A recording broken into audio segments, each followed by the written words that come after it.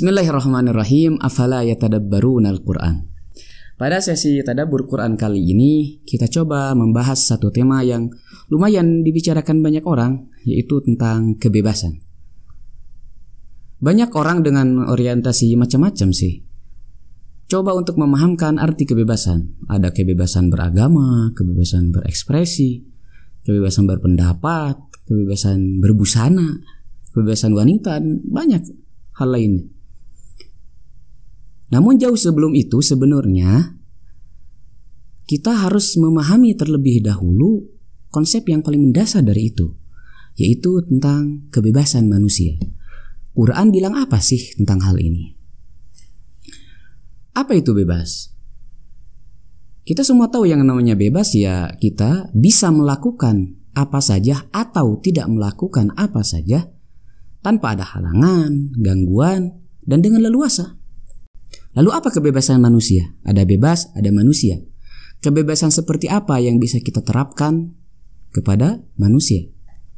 Betul, manusia dengan dimensi jasmani dan rohaninya pada dasarnya memiliki kebebasan yang kita pahami ini. Pertanyaannya, adakah batasan terhadap kebebasan manusia? Adakah hal yang melingkari kebebasan manusia? Karena bebas bukan berarti gak terbatas.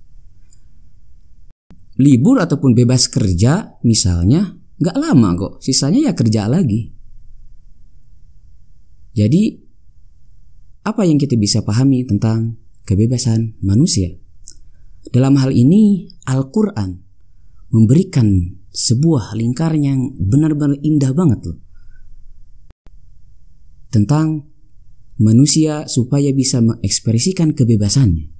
Dalam surat Al-Isra ayat 70 Allah berfirman, Bismillahirrahmanirrahim, Walaqad karramna bani Adam.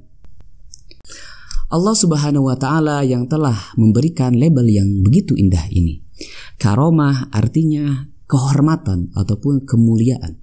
Jadi lahirnya manusia ke dunia ini sudah dibekali dengan sebuah kehormatan dari Allah Subhanahu wa ta'ala.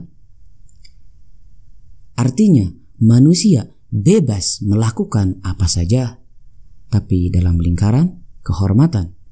Jadi jika ada yang masih sampai hati menanggalkan kehormatan ini, maka apapun yang dilakukan manusia tidak kita bisa bedakan dengan apa yang dilakukan yang dilakukan oleh hewan. Karena kehormatan ini satu pembeda antara manusia dengan makhluk lainnya. Jadi jika masih ada yang melakukan apa saja dengan cara tidak terhormat, maka Al-Quran menilai itu bukanlah kebebasan manusia. Dan yang namanya karomatul insan ini, kalau kita lihat benar-benar sebuah privilege yang sangat besar buat manusia. Karomah ataupun kehormatan menjadi pintu terbukanya ataupun diberikannya karunia-karunia ilahi yang lain. Dalam terusan ayat yang kita baca, kita bisa membaca Walaqad karramna bani Adam wa hamalnahum fil barri wal bahri wa razaqnahum minat thayyibat wa faddalnahum ala katsirin mimman khalaqna tafdila. Sebegitu indah yang Allah berikan kepada manusia. Semua makhluk ciptaan Tuhan dibuat tunduk agar bisa dimanfaatkan oleh manusia. Bahkan di ayat-ayat yang lain kita bisa membaca, contohnya dalam surat Ibrahim ayat 32 sampai 33 Allah berfirman, Bismillahirrahmanirrahim.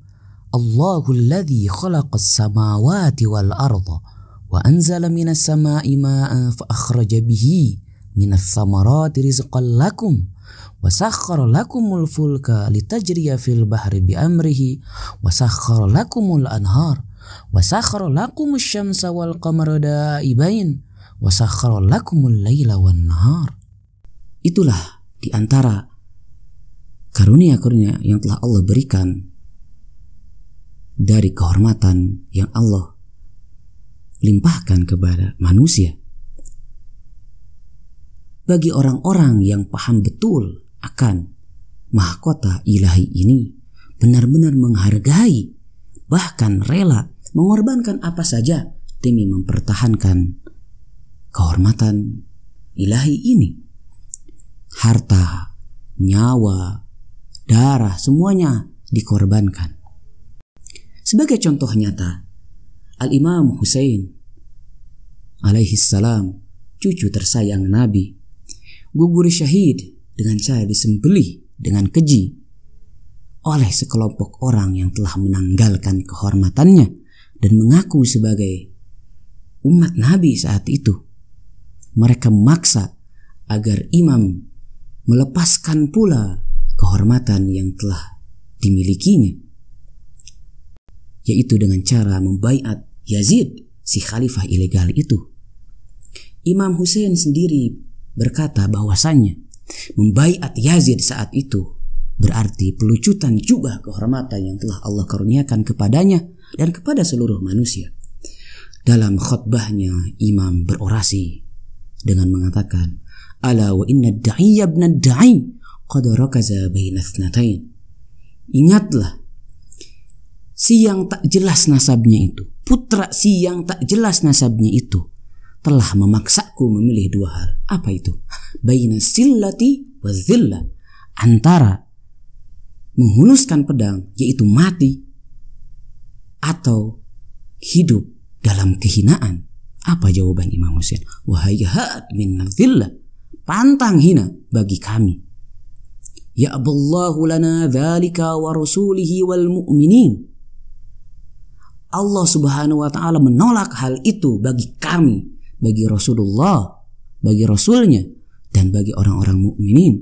Wa hujurun tabat wa tahurat, dan bagi orang-orang yang terlahir dalam keadaan halal dan suci. Wa unufun hamiyah, dan bagi keluarga-keluarga terpandang. Wa nufusun abiyah, dan bagi jiwa-jiwa yang perkasa. Ala an tu'thira ta'atal li'am ala masari'il kiram, agar mengedepankan taat kepada durjana dibanding masuk kepada ladang pembantaian orang-orang terhormat. Al-Imam Husain memilih masari'il kiram, yaitu masuk ke dalam pembantaian namun sebagai orang yang terhormat. Dan apa yang kita saksikan pula hari ini, apa yang menimpa penduduk Gaza, apa yang menimpa bangsa Palestina sejak 75 tahun sampai sekarang, kita menyaksikan upaya mempertahankan mahkota kehormatan ilahi bagi orang-orang yang melawan kejahatan sekelompok manusia yang sudah kehilangan kehormatannya, yang sudah memperlihatkan kelakuan-kelakuan hewaninya, kelakuan bejatnya, kelakuan hewannya, bahkan lebih buruk daripada hewan sekalipun, yang telah menampilkan kesetanannya. Apa yang kita saksikan baru-baru ini juga di Rafah. Selain bagaimana kita begitu teriris hati kita melihat pemandangan bayi dan wanita yang tidak berdaya, namun kita di saat yang sama melihat mahkota-mahkota kehormatan menjulang tinggi bagi orang-orang yang melawan mereka dan kelompok-kelompok perlawanan yang kokoh dan teguh menghadapi kejahatan-kejahatan mereka. Nah, kalau sudah seperti ini, lalu apa sih hakikat kebebasan manusia itu? Al-Quran bilang apa? Manusia yang bebas itu seperti apa? Insya Allah di part selanjutnya kita akan kembali mengkaji hal ini. Assalamualaikum warahmatullahi wabarakatuh.